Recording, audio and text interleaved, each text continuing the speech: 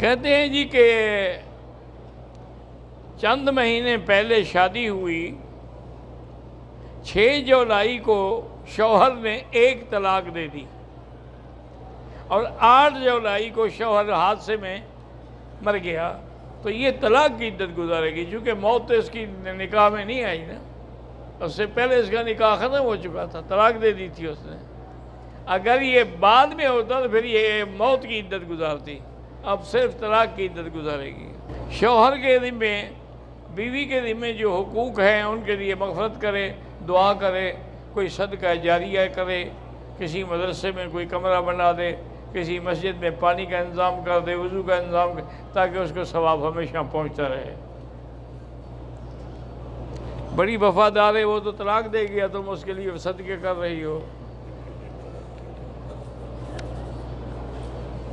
وہ ایسے ہوتی ہیں عورتیں۔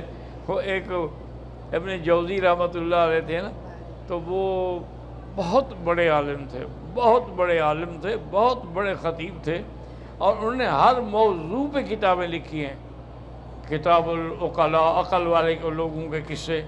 اسی طرح انہوں نے کتاب الحمقاء بھی لکھی ہے، احمقوں کے قصے۔